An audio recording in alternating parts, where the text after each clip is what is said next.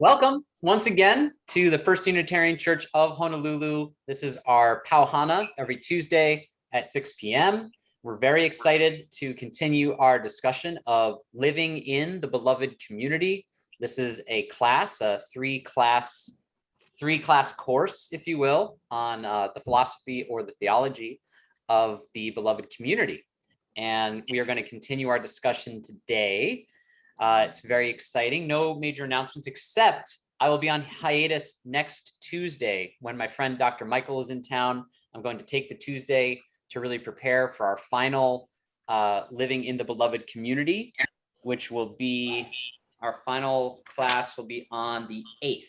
So no Hana on the 1st, and there will be Hana on the 8th, and we will finish up. Oh, Kathy's telling me she's waiting to get in. Kathy, you're in here now. I just got your text kind of late. Okay, good. Oh, but I can't. I'm not in. I can't see you. Okay, I can see you. You looks like you're just in the meeting. I'm not sure what's going on. Are you having a dialogue box that says like video? No. I see a screen that says video preview and a waiting circle going around and around. Yeah, you should probably try to log back in, unfortunately. Okay. Yeah. All right. Okay. Thank you. Sure. I think sometimes if people try to log in right as I am starting the meeting, they get dumped into a little liminal space there. All right. So June 8th is when we'll finish up, and we're going to just review a little bit where we're at. We're going to play slideshow in a window. I wonder if June 8th is the final for the course. Oh, I see. Yeah. So people are unmuted, Nan. And did you have a question or were you chatting?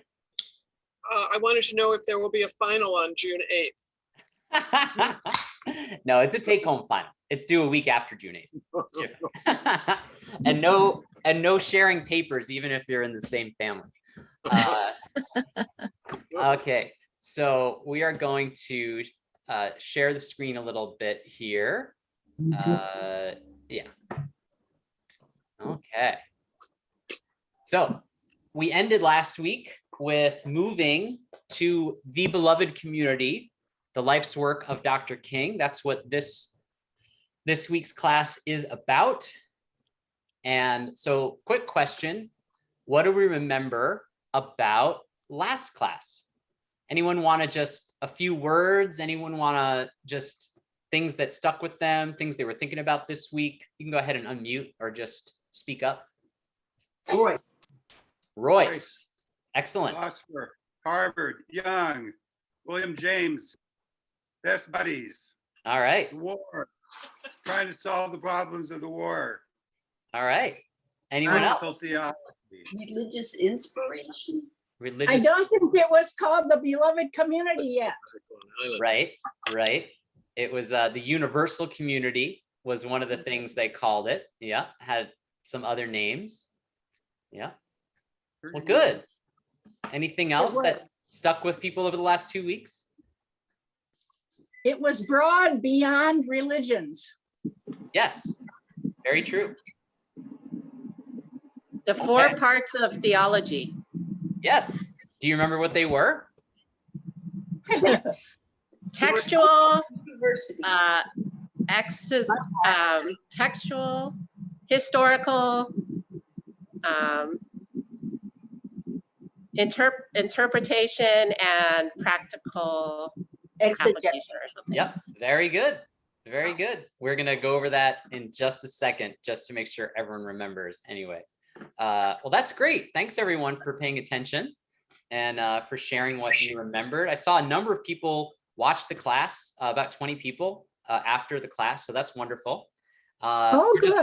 We're just going to review that theology is like a university with 4 great departments, and their exegetical theology, historical theology. This is just what Raylan was telling us, systematic theology and practical theology. These are sort of the 4 departments of theology, if you want to look at it that way.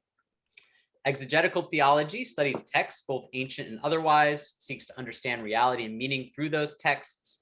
That's, you have the Bible, or you have some text that you like and you're trying to understand. Sometimes this is linguistics.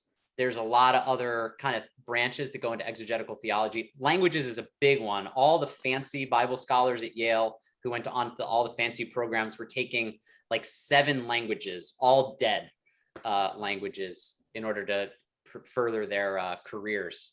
So historical theology uses text or information like archaeology and other carbon dating, things like that, outside the text to deepen and augment the understanding of reality and meaning.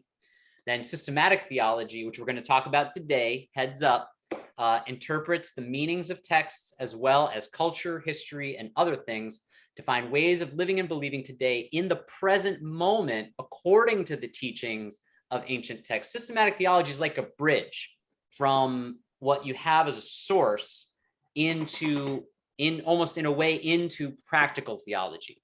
So systematic theology is sort of like the bridge that you build to what we're doing today, which is looks at the how of bringing about what one thinks should be is reality. So these are all my own sort of definitions. I'm happy to be corrected or yelled at with just the way that I see them. The branches are not my own. Those are the names, the names of the 4 departments, but this is how I kind of think of them. So if you're in some class someday and someone has better definitions, by all means, go with that. And just, we also talked about Royce. You guys remembered all the right things. And this is the famous quote we did not do last week because I wanted to kind of leave it as a hanging. This is toward the end of his life where he had his sort of magnum thesis about the beloved community, where he said, every proposed reform, when we talk about reform, every moral deed that's an action is to be tested. Remember, he was all about like error, testing, right and wrong. What's right, what's wrong? Well, we can be wrong, but there's some universal truth that's always right, some form of reality that is right. So he's still thinking about these tests by whether and what extent it contributes to the realization of the beloved community. So it's this bridge, again, to what we want to build, the beloved community. When one cannot find the beloved community, if we're not finding it, she needs to take steps to create it. And if there is not evidence of the existence of such a community, then the rule to live by is to act as to hasten its coming. Usually when people in the early 20th century, mid 19th century capitalize something, it's not for emphasis, it's to imply that it has a sense of divinity. So in this case, when he says to act as to hasten its coming, is sort of implying that is a divine or a divinely inspired way of being or acting. So that is a little bit of where Royce kind of left off. Any questions about that? Richard, did you have a question? Real easy one. Is she in the original text here? It is, and I confess I did not read the whole piece. My understanding is that he was probably addressing a problem written by a female author or in conversation. Okay. Yes, but it was in numerous, I did check numerous sources though for this quote. All of them had she. So that is the original. All right. Very modern if it was in some ways in. It is. So one of the things we talked about last week was the fellowship of reconciliation. I just touched on it a little bit because we're going to come into it a little bit more in this session. Has anyone heard? Oh, I just have to, I have to pause and take the tinfoil off my mac and cheese. I'll be right back.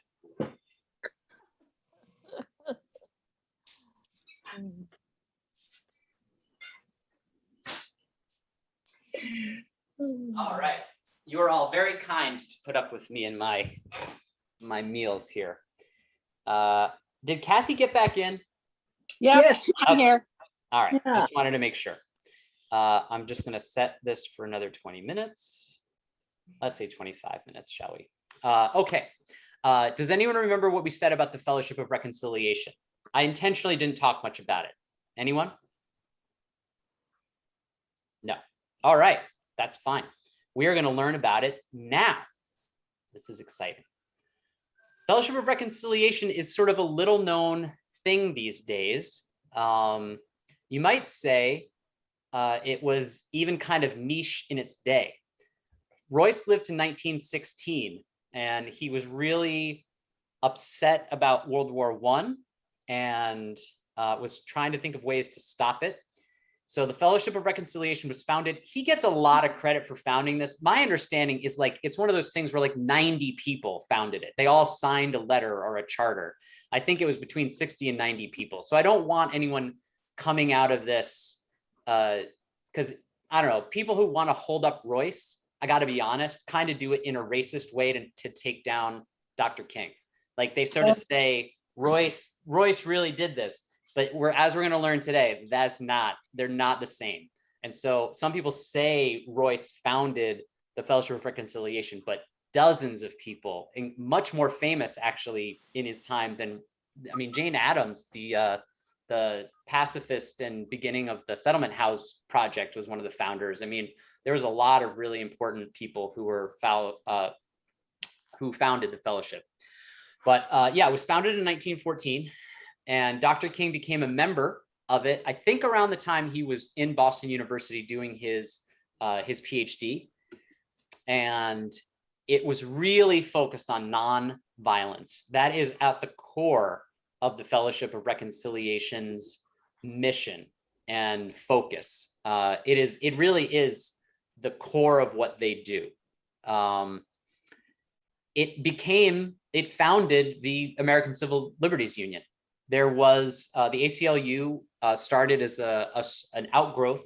It had a different name at the time. And that's probably the most famous thing the Fellowship of Reconciliation did, was give birth to the ACLU. And they've been kind of around as a multi-religious group founded, focused on nonviolence. So if you're a group that's focused on nonviolence and you're religious, you'll find a home and friends. That's sort of their uniting principle. At the Fellowship of Reconciliation. They've been around for obviously for a little more than 100 years. They're still active today. So what I think I'm going to do is show you a video about the Fellowship of Reconciliation. And so we can learn a little more about that. So I'm going to share the screen. Here we go. Oh, wait, I didn't optimize it. Look at me, just like an amateur here. Share sound, optimized for video. Okay.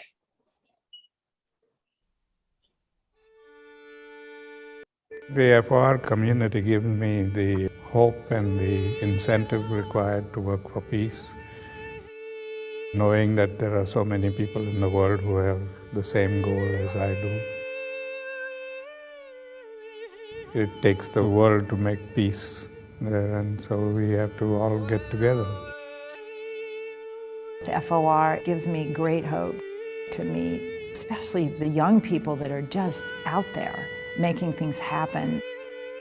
Like-minded people coming together and people of conscience coming together and trying to figure out how you can get justice for the most people is really something that FOR has been committed to.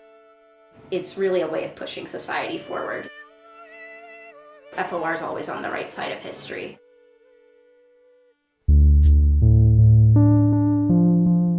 The reason Fellowship of Reconciliation has lasted this long is that it's very malleable. It takes its core principles and applies it to the context of the times. FOR has always been attuned to what directions move people, whether it was the spirit or the politics or social understanding. Whether it's Vietnam, the Civil Rights Movement, Ferguson, Iraq. It just shows you the universality of the principles, attaining peace and justice using nonviolent resistance. On August 9th, 2014, we entered into the age of Ferguson. But the age of Ferguson represented as part and parcel of a global struggle. It has presented an opportunity for the Fellowship of Reconciliation to engage in its historical work and be part and parcel of that rich tradition. My association with this Fellowship of Reconciliation goes back to almost 65 years. And I hope that this organization will remain for hundreds of more years, because there's a lot of work needs to be done. We tend to work towards a lot of social actions and tend to forget about the principle of nonviolence. And I think FOR is probably the one organization that reminds us of that concept. Nonviolence is the most creative way to engage struggle. A nonviolent world is not a theory, but actually something that we can achieve. We have to look at our own acts of violence and transform those acts into nonviolence. We have to become the change that we wish to see in the world. The FOR has reached 100 years. I hope it reaches several hundred more and continues to guide the citizens of the world in living a committed and a compassionate lifestyle.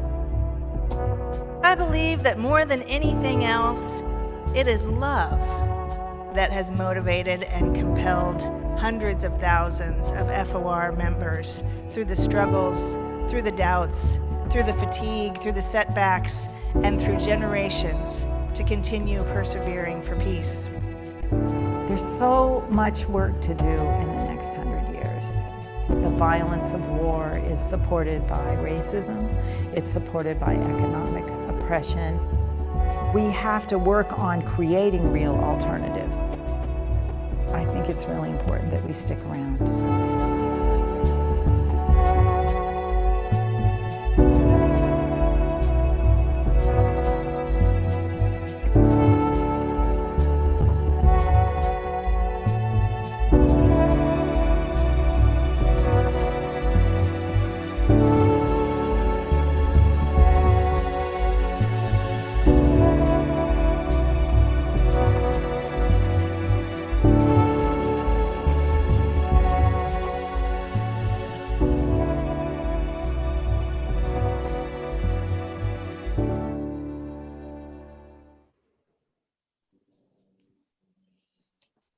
So I sometimes see that video and be like, well, what is it that they're actually doing? I get it, but I wish that some of the images of the articles that they published were longer, so you could see the kinds of things they were putting in journals and doing. But you do get a sense of the commitment and the idea, especially their involvement recently in Black Lives Matter protests and nonviolent.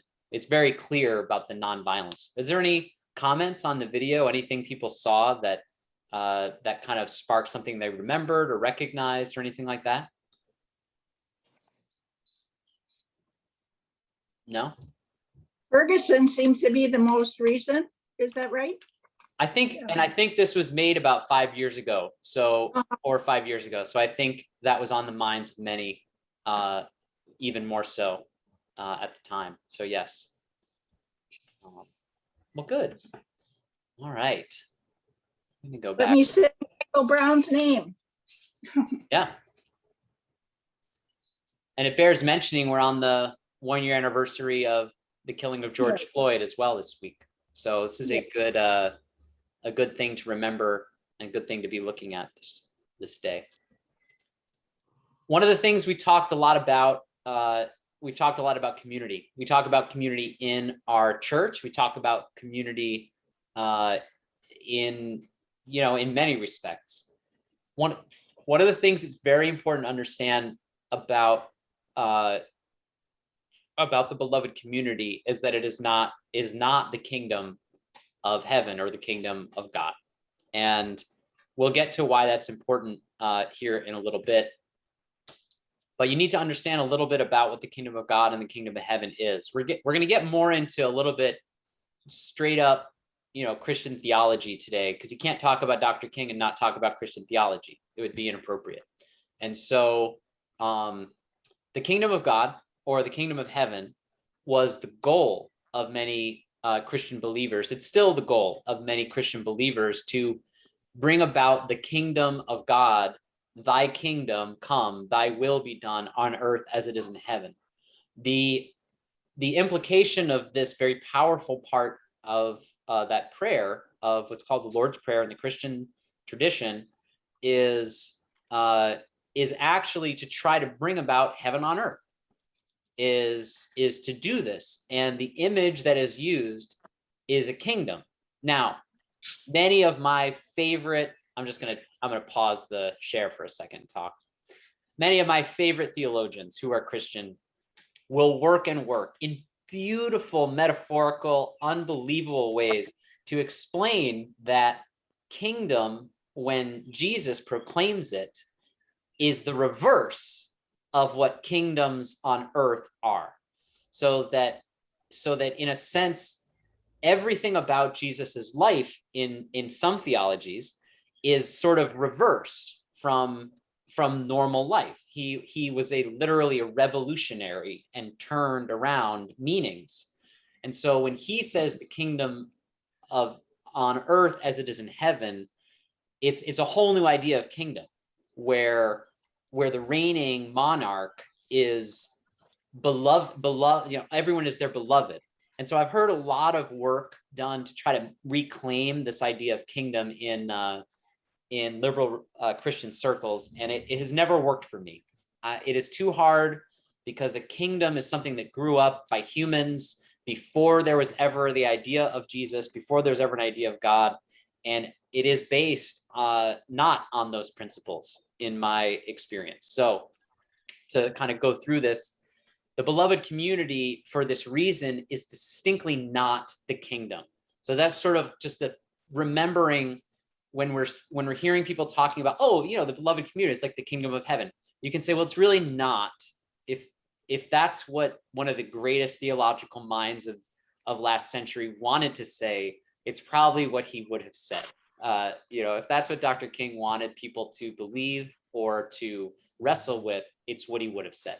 But he didn't. He proclaimed the beloved community, and that it's distinct from this idea of kingdom. It's the community. The part of this is getting into practical theology, that fourth department. The beloved community is here and now, and it is more expansive intentionally than the kingdom. The kingdom is talking about a really specific way that Christianity, in particular, would bring about peace on earth and goodwill to all men. That is the metric through Christ. And the beloved community is wider than that.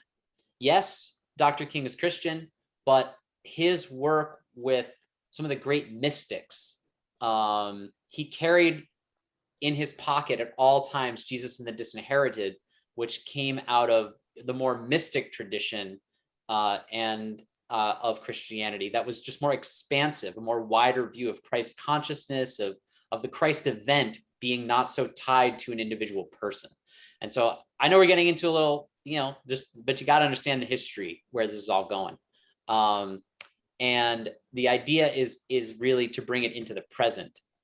And this is at the center of it. It's what we're going to come back to. It's what we already learned about the Fellowship of Reconciliation. It's important for the nonviolent aspect, because kingdom implies a kind of violence. There's a domineering, a victory, a conquering, all these words that go with kingdom, taxation, slavery. There are so many things that are wrapped up in the idea of kingdom and empire, which now is more maybe the way we think of it today, to me, it is intractable from violence. And one of the things we heard in the Fellowship of Reconciliation video from Gandhi's grandson was this idea of coming out of addressing our violent tendencies. If anyone's done nonviolent communication, that's for some, it's at the core of their understanding.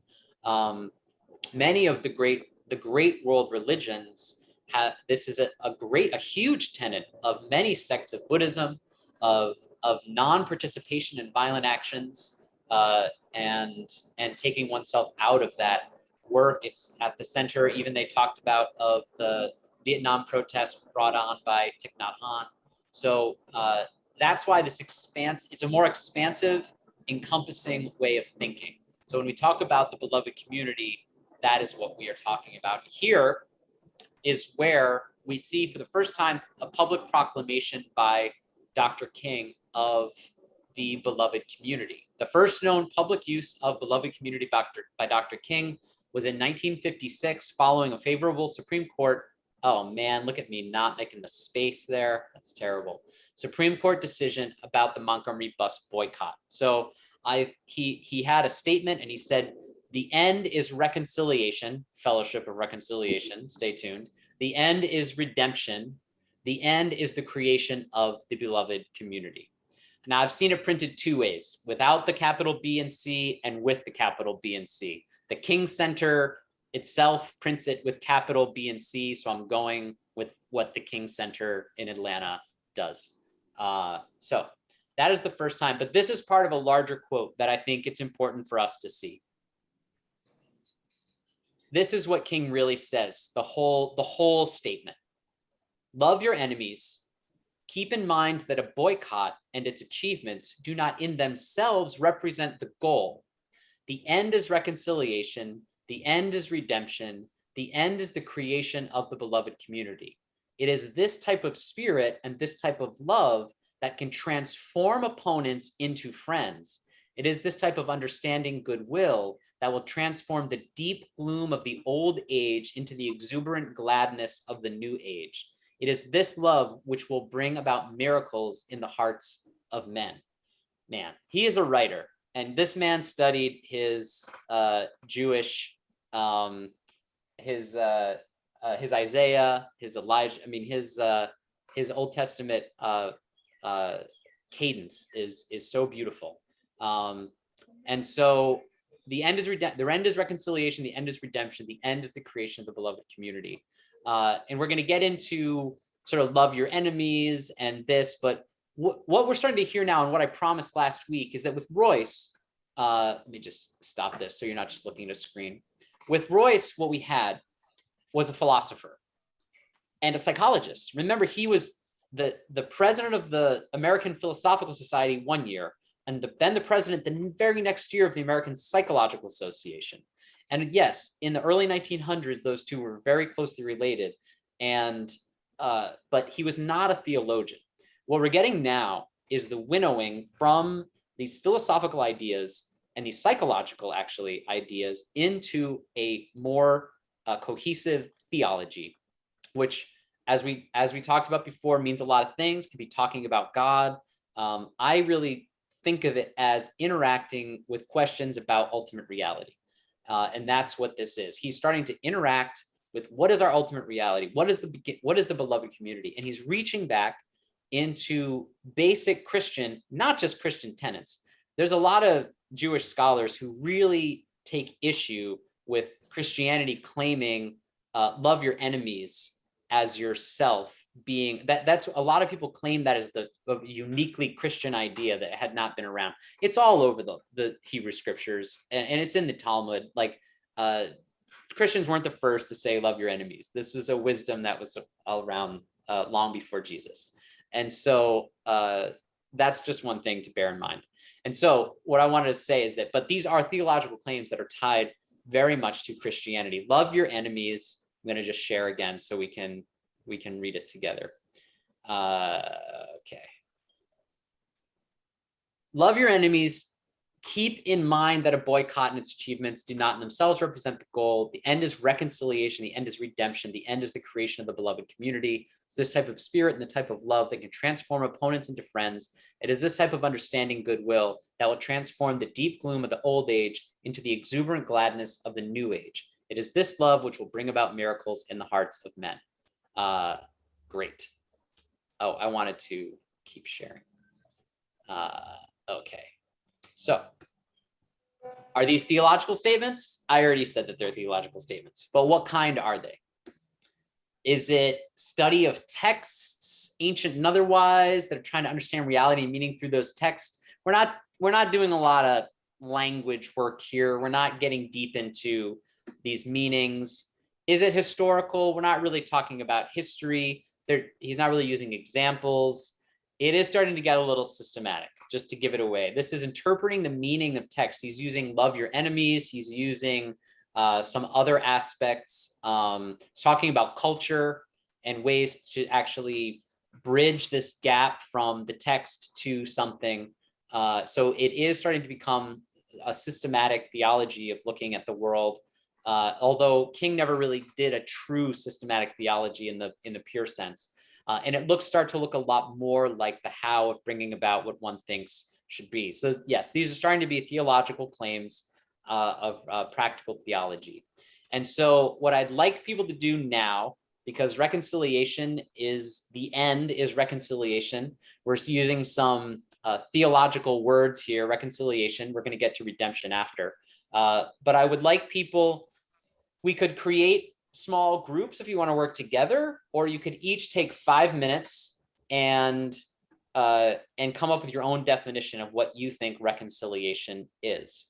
We'll take a straw poll. Would people rather work in groups, or would people rather work alone? Groups, I think. Groups. I'm getting some group comments. Yeah. Okay. Then we will go to breakout rooms, and there are 18, 17, 16. So we're going to create 4 breakout rooms, and I'm going to assign automatically. And we're going to, in that case, we're going to take 10 minutes and come up with a sentence. You can each come up with your own, or you can come up with a group one. So either one. Yeah, it'll be fun, and we'll meet back together in about 7 to 10 minutes. All right. Let's just make sure this all works out. Carolyn, Laurel, Nancy. Yep, 4 in that one. Yep, 4 in each. All right, here you go.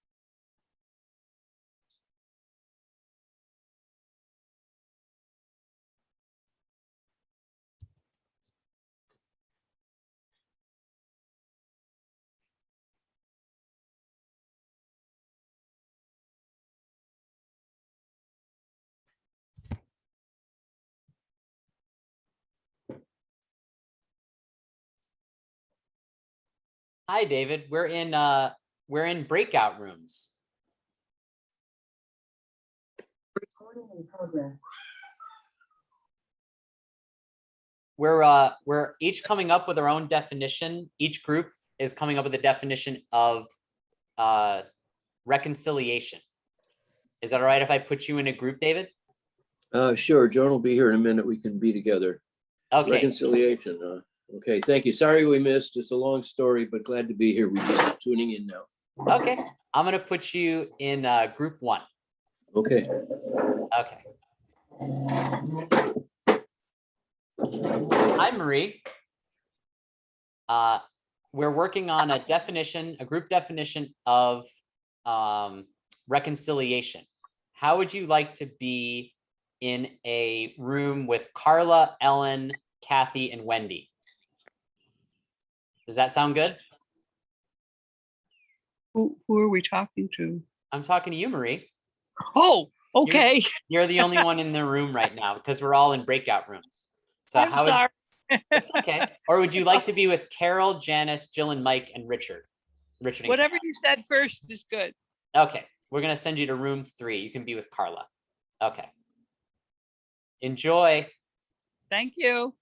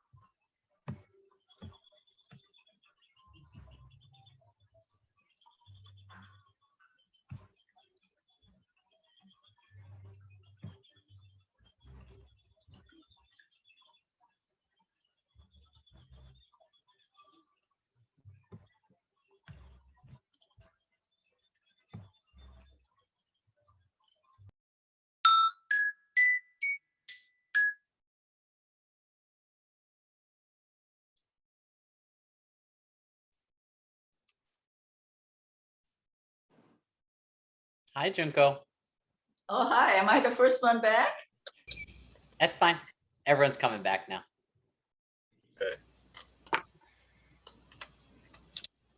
Great.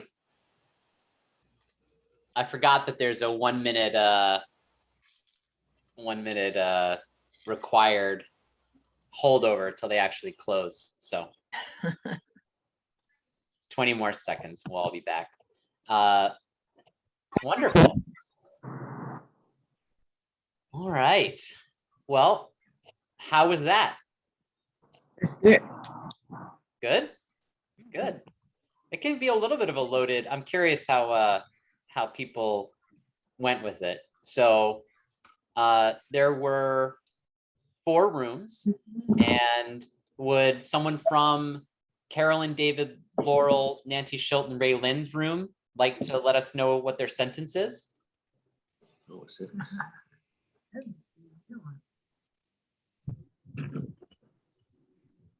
Carolyn took some notes. Carolyn, can you? We were discussing reconciliation within oneself and reconciliation to the truth of a situation. Great. So we moved away from reconciliation between 2 different people to talk about these other aspects. And we agreed that work is one of the critical elements. Beautiful. Okay. Great. What about Allison, the Davises, Joel, and Nan? Any report out from that room?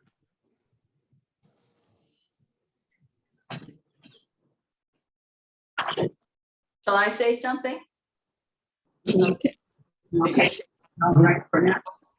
The person who really kind of started the sentence has had to leave. He has a quartet group to join, so he's gone. Just running away in case it doesn't work out. Anyway, we came up with just a single sentence, even though we went through a dictionary, words of what it means and all that. We looked at Latin roots, etc. With these guys around, we had to go through a little bit of that.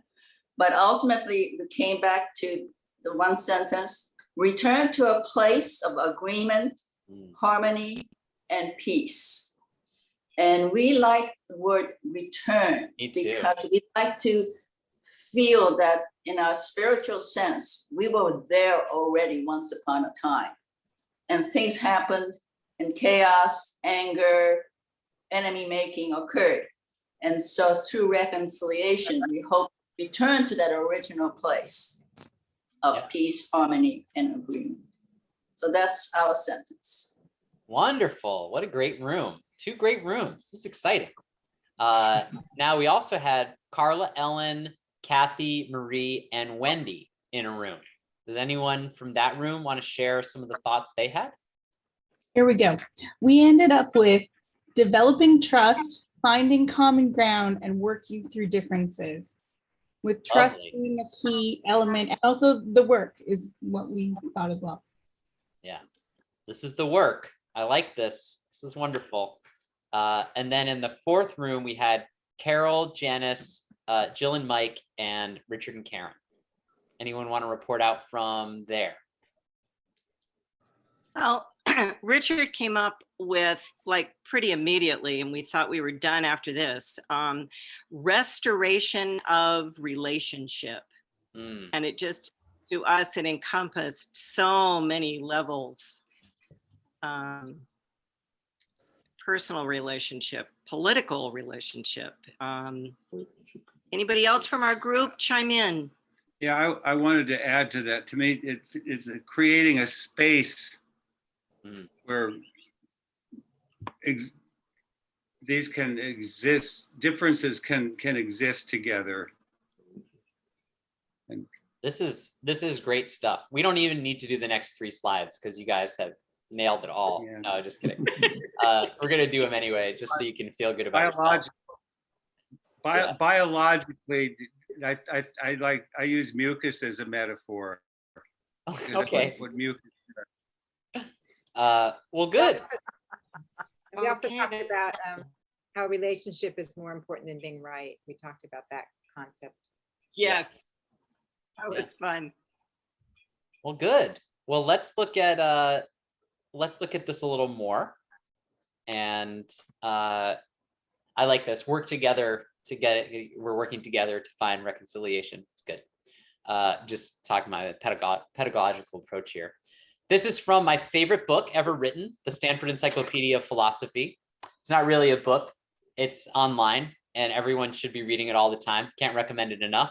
Reconciliation can be characterized as an improvement in the relationship, room 4, between two or more parties, room 1, talking about all the different kinds of parties who were previously in conflict previously. The relationship with another party consists of patterns of interaction, the attitudes one tends to take toward that party, and the expectations of and beliefs about the other that one makes. So this is the philosophical answer about reconciliation. And this was also in one of the groups that came out with a bunch of different ways. You can make changes in institutional structures. That's part of reconciling. Changes in external behaviors. That's something that someone's doing oneself. Some people had touched on that. Changes in belief. This is old ways of thinking that are keeping me in conflict, or ways of believing that are, and we are making them right by having those. Resolving negative emotions and attitudes. This is something one can do oneself. It's like if someone's doing something and I'm feeling sick about it, then it might be in me. There might be some aspect of resolving my own negative emotion or attitude towards something that's happening in the world. And then adopting or resuming positive emotions and attitudes. So these are sort of more philosophically the ways we can think about things, but these are all also ways that in a life of faith, we also think about behaving. And so here's another definition from Widening the Circle of Concern, one of the books that we are looking at, the report on the UUA Commission for Institutional Change. It's a very clear definition. We define reconciliation as two parties coming to a place of restored community. Again, Junko's definition of restored, meaning it was there before and we're returning to it, restored community with one another. We recognize that first, cessation of harm is necessary, and also that reconciliation is often not the goal of reparations, as it requires a desire from both parties, both those who have harmed and those harmed. So this is an important distinction between reconciliation, which is both parties want to come together. So to call reconciliation and reparations the same thing is not accurate. Reparations is when a wider community decides that the rights of law, the rights of property, or the rights of some other manner need to be distributed in a way to make things right, to repair harm. And it does not, that means it could be taken, or it could happen to people who do not agree. And so there's a lot of rewords that we're talking about, but this is an important distinction. And that the striving for reconciliation is this idea of both parties coming together. So we're gonna start to hone in a little more on some of the other pieces. I wanna just take a pause actually and say, thank you for that group work. It was really lovely to hear some of those things. One of the things I took away from theology when I studied it in divinity school and since is to be able to leave when I started to study an individual theologian or an individual philosopher, was to be able to leave my study of that person's work with a few characteristics of the way they thought and wrote, or how they saw the world. It would take a semester to even get at some of the beginnings of some of this work. And so I really hope we can take with us these themes of reconciliation and these other themes we're going to come to. I just don't want you to think you're getting shortchanged. Coming out of this and thinking about what is the theology of the beloved community? What is it really saying in the world? And knowing that reconciliation is part of it and what reconciliation really means is really good and helpful. So here we go. This is a really interesting document. Stanford, again, gotta love them. They have a Martin Luther King Jr. Research and Educational Institute, which I strongly urge people to take a look at. They have digitized almost all of Dr. King's papers. You can go through them, you can word search them, you can recategorize them. And this is a really interesting article that I found that he wrote himself. I believe Dr. King was also writing the questions in a Socratic method and then answering his own questions. So here's the question that he imagines someone might ask him. Is love really the solution to the race problem? Are there not times when a man must stand up and fight fire with fire? I will grant that love as Jesus lived it is the ultimate ideal, but it seems to me preachers ought to be honest and tell folks if they live by the turn of the other cheek doctrine, the sharp boys out there, that's a weird term, but you get what they mean. The sharp boys out there in this cold world will strip them and boil them in oil. Why don't you preachers admit that love in the highest sense of the word is impractical in the world of today? Yeah, it's a lot to kind of chew on. So this is sort of a long answer, but it's all good. And it's important for what we're moving into next.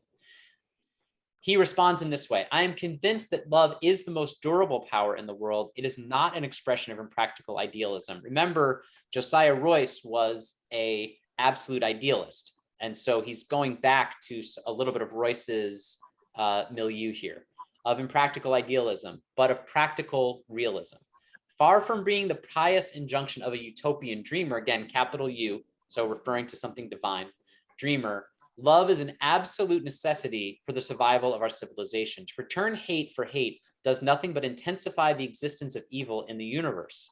Someone must have sense enough and religion enough, I like that, to cut off the chain of hate and evil, and this can only be done through love. Moreover, love is creative and redemptive. We're going to get to that. Love builds up and unites. Hate tears down and destroys. Goes on. This is what we want to focus on, is this word aftermath. The aftermath of the fight fire with fire method, which you suggest, is bitterness and chaos. This is important. The aftermath of the love method is reconciliation. The aftermath of the love method is reconciliation and the creation of the beloved community. Reconciliation creates the beloved community. Physical force can repress, restrain, coerce, destroy. That's all kingdom language, right? Force, repression, restraint, coercion, destruction. But it cannot create and organize anything permanent. Remember in the FOR video that said nonviolence is the most creative response to the problems of our day. Creative. Only love can do that. Yes, love, which means understanding, creative, redemptive goodwill, even for one's enemies, is the solution to the race problem. Often love is crucified and buried in a grave, but in the long run, it rises up and redeems even that which crucifies it. So we're getting into some other stuff. We've heard reconciliation, but really what's in here and very clear at the end of this sentence, this is about redemption. Now, we don't have time. I've messed up, talked too much. We don't have time to talk about redemption, which I think is actually, that's a very Unitarian thing to say. We don't have time to talk about redemption. Sorry, you're all saved. But what I do want to talk about, and that might be some homework for us to do, but we'll come back to that in a second. I do want to say something about redemption because it is important. And there might be, you might have an idea right now of what redemption means to you. And I'd invite you to kind of think about what that is. Maybe just take a few seconds. Let's just take like 15 or 30 seconds and just pause and just call to mind what redemption means. You know, just think about where you've heard it, whether you have a good feeling about it or a bad feeling about it, even whether it reminds you of perhaps your religion of rearing or something else.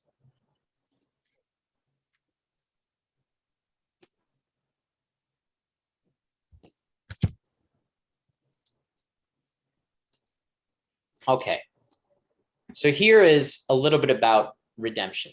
Remember when I said you can't really take Dr. King out of his Christian context.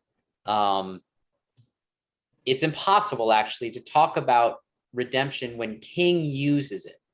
There are many ways to talk about redemption, but when Dr. King uses the word redemption, to talk of it outside its Christian meaning is not really possible. And it's really best not to do this. It's something that started to happen sort of in the 80s and the 90s, and very much the UU world is very guilty of this, because a lot of his language is very open sounding.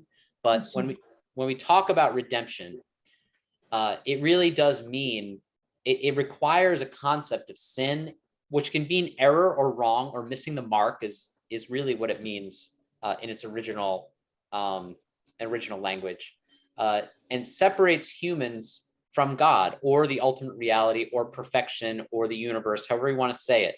But it's about a separation that comes from an error or a wrong. That's at the heart of what redemption means. Theories of salvation. So you really can't talk about redemption without kind of having an idea of what salvation means. Now, in our own tradition, we have a theory of salvation, which is universalism, which means all are saved. That God, what it really means is that God has all humans in God's eye, like wants all humans to come to the ultimate reality in some way. For many, that may mean simply in life, and then you die and then there's nothing else, it's fine. But there is a sense of universalism that is a discussion about salvation. Then redemption, election, atonement, ransom, these are all theories that all come under the idea of salvation. And these all mean slightly different things. So I think what we'll do is we'll start next week or in 2 weeks with a discussion of redemption in a more detailed way, because I know it's something that gets a little bit ouchier for folks, but it's important to have this sense of what it is coming from for King. But I think that's what we'll do. At its heart, it is an act or a teaching that brings a human to God. And it doesn't have to mean, again, I know I keep repeating myself, it doesn't have to mean God like a bearded thing, man, God in the sky. It could mean anything that is the ultimate reality for us. But at its heart, redemption does mean an act or a teaching that brings a human to that ultimate reality. So that is when King is talking about redemption and reconciliation, these are the two prongs really that are needed to build the beloved community. And next week, in 2 weeks, we are going to go into the beloved community. We're going to look at examples, videos, testimonies. It's going to be a more interactive experience in 2 weeks about what are examples of people building the beloved community now. How are we in the beloved community? And I think we will start with a more detailed discussion about redemption and what that means for folks. And that'll be part of next week's, or in 2 weeks, discussion. So that is what we have. Questions. We are going to stop the share and open the floor. We're at 7. I know I normally keep a very strict, this is it, we're done. I do have a 7:15 meeting, but I have a little time if people have questions, or ideally questions. If there are no questions, then I'll take comments. Any questions?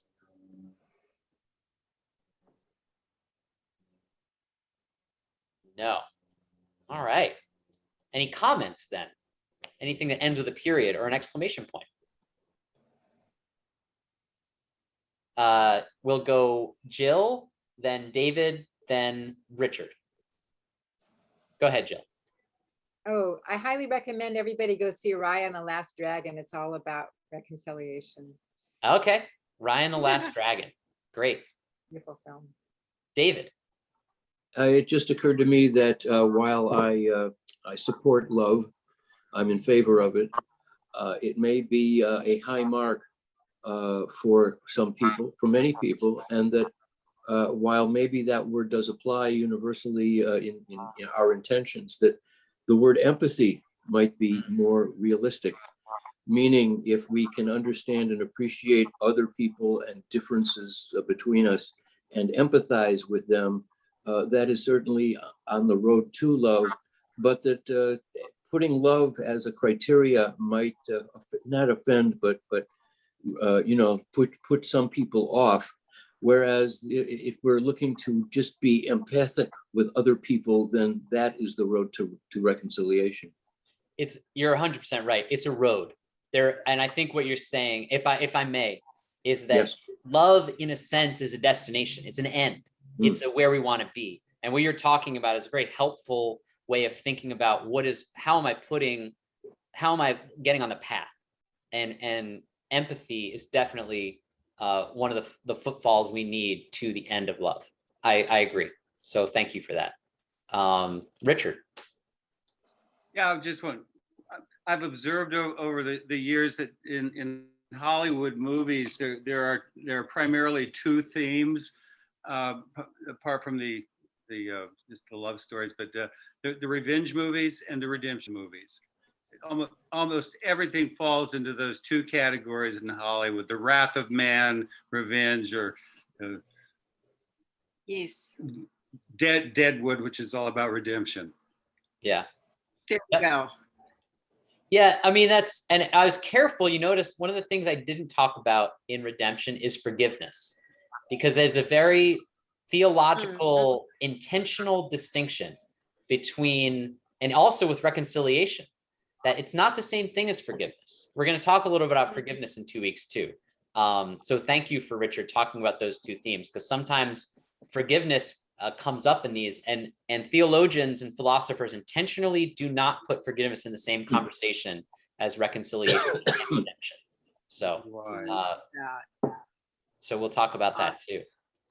Well, good. I hope this has been illuminating and helpful to kind of get a sense. We talk about the beloved community a lot at the church, and I didn't say at the beginning, is I'm hoping that through this course, we will, when we talk about it now, we'll have a better sense of what we are saying and really trying to do. So I hope that is true for you. It's been true for me. I've been learning a lot myself through this process.